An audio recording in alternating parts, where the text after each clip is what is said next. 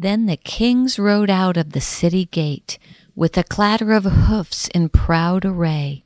But they went not back to Herod the Great, for they knew his malice and feared his hate, and returned to their homes by another way. And with those words, Jason fell asleep, as his mother read stories by his side. She patted his head as his breath drew deep. She sang a sweet song. The words did seep into his dreams until the song became his guide. She sang of Christmas and toys and happiest days. She sang of love and family and joy. And Jason smiled sweetly as he thought of ways that this Christmas would surpass forever always any Christmas enjoyed by a lucky little boy. Then she turned out the light and walked out the door, but she paused and turned with one last thought. Jason, what do you wish? Let your dreams soar.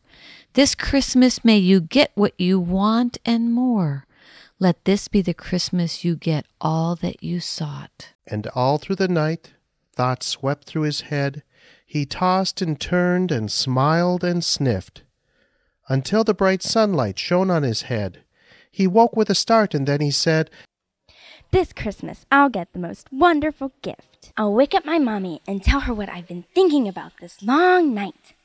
What do I add to my list, and what do I cut? Oh, this might be hard. I feel it in my gut. What do I need to be happy? What's right? Mommy!" he yelled at the top of his lungs. "Mommy!" He screamed from his high big boy bed. The door opened a crack, and then it was flung. In ran his sister on a dead run. She looked up at him, screaming, "Are you dead? Are you dead?" "I heard you screaming. You don't sound very good.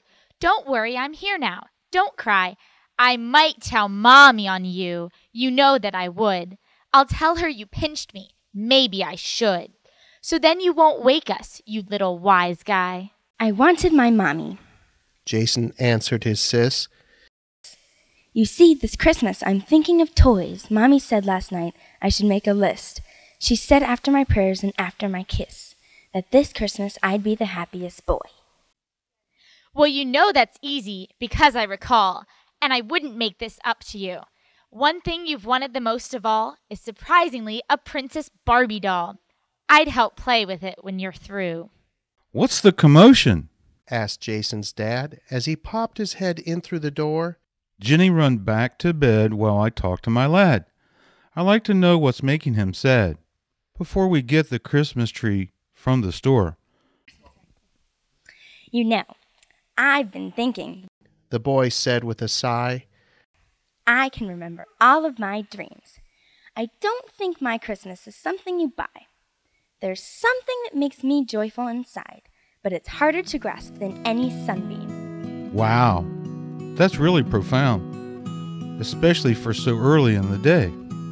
This time I'd say your judgment is sound. For the way you're thinking, you're certainly bound to find the miracle down the Bethlehem way. "You're talking about Jesus!" Jason yelled. "And of wonderful love and life he brings." And in little Jason, his dreams finally gelled. On his most special Christmas, he would be held in the arms of his parents while doing one thing. "I'd like some toys now, don't get me wrong. But I've been thinking about those 3 kings. I'm not as big, nor am I as strong. I'm not rich, but I can sing a song." When you are filled with love, you can do anything. "I think the gift I'll bring the baby king is a song for those in God's care." At the hospital, they have a children's wing. We could go on Saturday and we could bring our voices and toys and candy to share. Jason's best Christmas began in that way.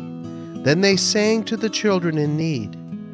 Like the 3 kings, near that very first Christmas day, they gave gifts to their Lord in their hearts where he lay, with love and life as gifts for you and for me.